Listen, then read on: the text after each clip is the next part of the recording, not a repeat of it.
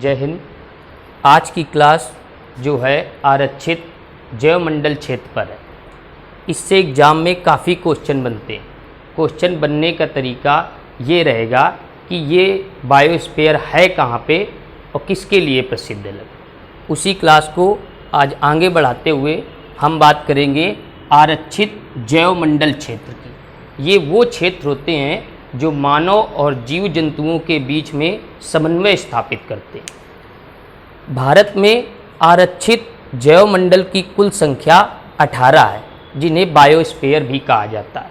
भारत का पहला आरक्षित जैवमंडल क्षेत्र जो है वो नीलगिरी की पहाड़ियों को घोषित किया गया। कब घोषित किया गया था? 1986 में। ये चित्र इस वजह से इम्पोर्टेंट है क्योंकि इससे अन्य क्वेश्चन भी बन जाते हैं। तो देखते हैं इसे। ये अपने भारत का पूर्वी घाट है जो श्रृंखलाबद्ध तरीके से बना हुआ है, और ये भारत का पश्चिमी घाट है।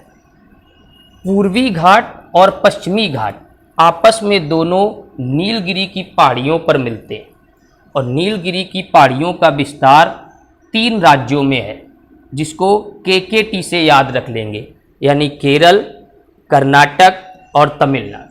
तो इसे ही नीलगिरी की पहाड़ियों को ही भारत का पहला बायोस्फीयर घोषित किया गया। कब? 1986। ठीक।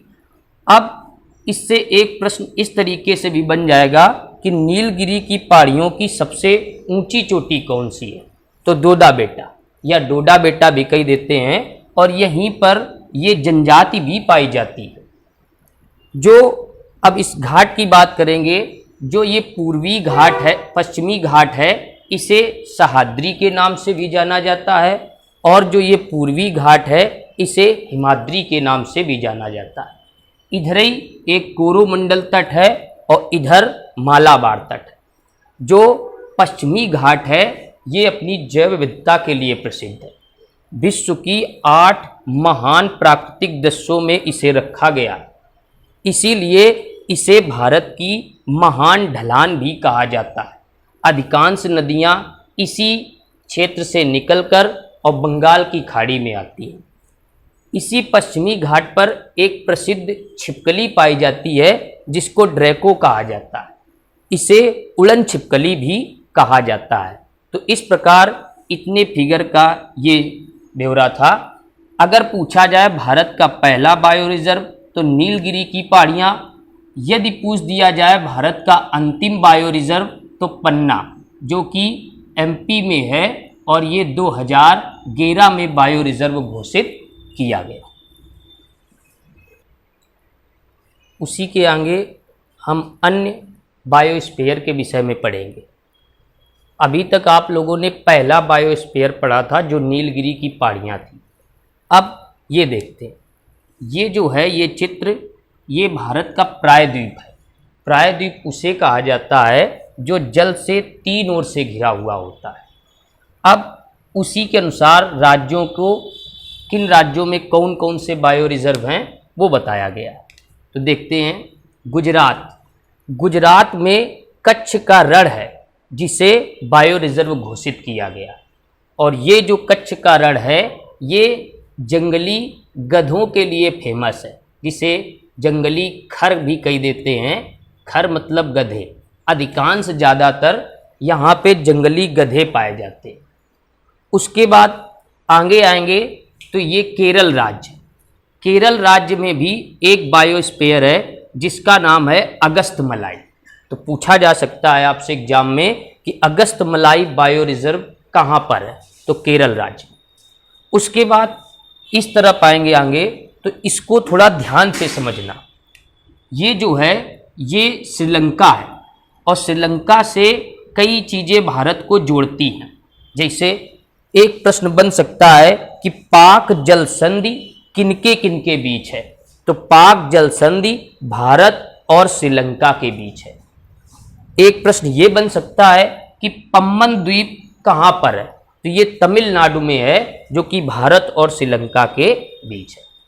दूसरा प्रश्न, ये मन्नार की खाड़ी, ये जो मन्नार की खाड़ी है इसे भी भारत का बायो रिजर्व घोषित किया गया। तो पूछा जा सकता है कि मन्नार की खाड़ी बायो रिजर्व कहाँ है, तो ज़्यादातर ये सभी जो श्रृंखलाएं जुड़ी हैं तमिलनाडु से जुड़ी हैं। तो मन्नार की खाड़ी बायो रिजर्व तमिलनाडु में है।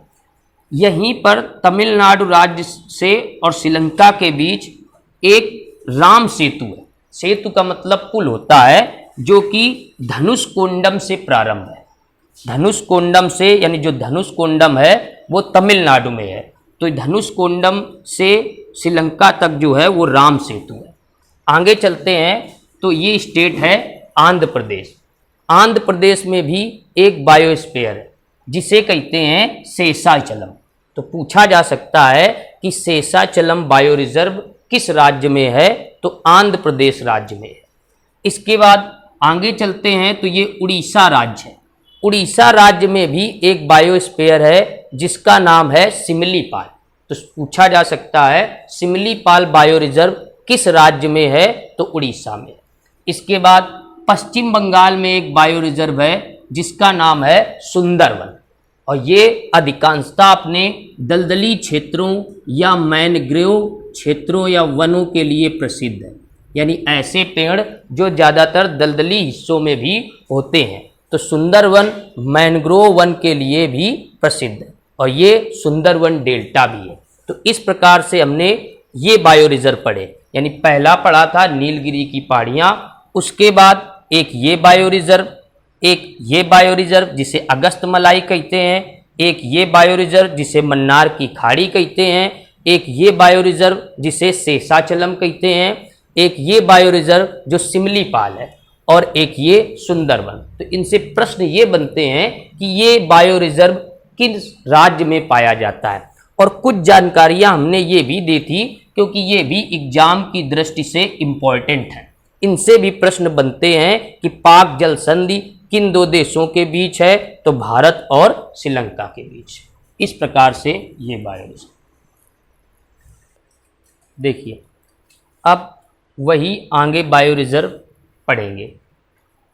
ये जो है ये कुछ चित्र बने हैं, इसका मतलब ये है कि इससे रिलेटेड कुछ अन्य क्वेश्चन भी हैं जो आपके अन्य क्वेश्चन कवर होते जाएंगे।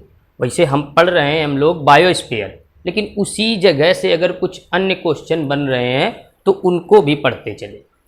अब ये देखिए, नेपाल और भूटान के बीच में अपना एक राज्य है सिक्किम।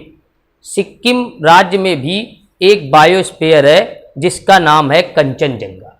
ठीक, तो पूछा जा सकता है कि कंचनजंगा बायो रिजर्व किस राज्य में है, तो वो सिक्किम राज्य में। इस चित्र को बनाने का मतलब ये था कि इससे कुछ अन्य क्वेश्चन भी बने, उन क्वेश्चन को देख लेते हैं। जैसे यहीं पर एक दर्रा था, नाथुला दर्रा, उसी दर्रे से एक मार्ग आया है, उस मार्ग को कहते हैं रेशम मार्ग यानी सिल्क रूट, और इस सिल्क रूट को बनवाया था कुषाण शासक कनिष्क ने। कनिष्क जो था वो शक संवत इसने चलाया था, और उसी के अपना पहला महीना है भारतीय पंचांग के अनुसार चैत्र, और जो अंतिम महीना है वो है फाल्गुन। ये हमारे भारत का 9 वर्ष है। अब आगे देखते हैं, ये एक राज्य है मेघालय। मेघालय राज्य जो है यहाँ पे 3 पहाड़ियाँ हैं जो कि कीप नुमा आकार बनाती हैं। वो पहाड़ियाँ हैं एक गारो, एक खासी और जयंतियाँ। ये पहाड़ियाँ कीप नुमा आकार बनाती हैं, जिससे यहाँ पर क्या होता है कि घनघोर वर्षा होती है, यानी जो मानसून आता है वो इसी से टकराता रहता है, तो यहाँ पे सर्वाधिक वर्षा होती है। तो मेघालय का एक स्थान है जिसका नाम है मासिनराम।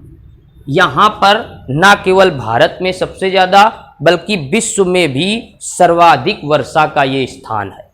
अब मेघालय राज्य में भी एक बायोस्फीयर है, उस बायोस्फीयर यानी बायो रिजर्व का नाम है नोकरेक। तो पूछा जा सकता है कि नोकरेक बायो रिजर्व किस राज्य में है, तो मेघालय राज्य में है। और इन पहाड़ियों से भी ध्यान रखना, इनसे क्वेश्चन बने हैं। मासिनराम जो है ये सर्वाधिक वर्षा वाला स्थान है। ये जो गारो, खासी, जयंतियाँ हैं, इन्हीं के पास जनजातियाँ भी रहती हैं जो इन्हीं नामों से रहती हैं। तो पूछा जा सकता है कि ये जनजातियाँ किस राज्य में पाई जाएंगी, तो मेघालय राज्य। आगे देखते हैं। आगे ये मध्य प्रदेश राज्य है और मध्य प्रदेश राज्य में भी 2 बायो रिजर्व है। मध्य प्रदेश राज्य जो है वो प्रकृति के उससे संपन्न राज्य है, सर्वाधिक वनों वाला क्षेत्र है, काफ़ी पर्यटक लोग यहाँ पे आते हैं, टाइगर स्टेट के नाम से भी इसे जाना जाता है। तो मध्य प्रदेश राज्य में 2 बायो रिजर्व हैं, एक है पन्ना और एक है पंचमढ़ी। तो ये मध्य प्रदेश में 2 बायो रिजर्व हैं। पूछा जा सकता है कि पन्ना और पंचमढ़ी बायो रिजर्व किस राज्य में है, तो वो मध्य प्रदेश राज्य में। पन्ना जो है ये भारत का अंतिम बायो रिजर्व है। अंतिम मतलब 18वां। पहला बताया था हमने कि पहला जो बायो रिजर्व था वो नीलगिरी की पहाड़ियाँ था। जो अंतिम बायो रिजर्व है जिसे घोषित किया गया वो पन्ना है। कब घोषित किया गया था? तो 2011 में। अब शेष जो बायो रिजर्व हैं उनको हम इस तरफ देख लेते हैं। यानी अगर इनको पढ़ लेंगे तो टोटल हमारे लगभग 18 बायो रिजर्व हो जाएंगे और एग्जाम में जब इनसे क्वेश्चन बनेंगे तो हम आसानी से हल कर सकते हैं। तो देखते हैं शेष अन्य बायो रिजर्व। ये बायो रिजर्व है नंदागिरी। नंदागिरी बायो रिजर्व किस राज्य में है? उत्तराखंड राज्य में। और उत्तराखंड राज्य में बताया था कि एक फूलों की घाटी है जिसे वैली ऑफ फ्लावर कहते हैं। यहाँ पे कई किस्मों के फूल पाए जाते हैं।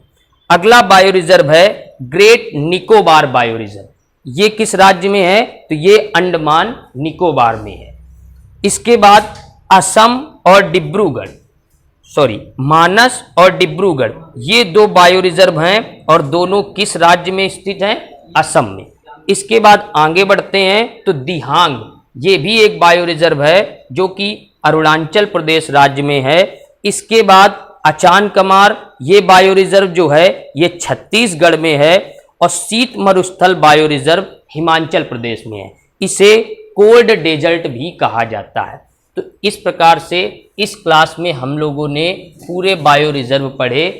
अच्छे से इन को तैयार कर लेना। एग्जाम में इनसे अधिकांश क्वेश्चन बनते हैं। क्वेश्चन बनने का तरीका कैसा भी हो सकता है, मैचिंग में दे सकते हैं या पूछ सकते हैं इनमें से कौन सा बायो रिजर्व इस राज्य में नहीं है। इस प्रकार से आप ये सभी बायो रिजर्व तैयार कर लीजिए।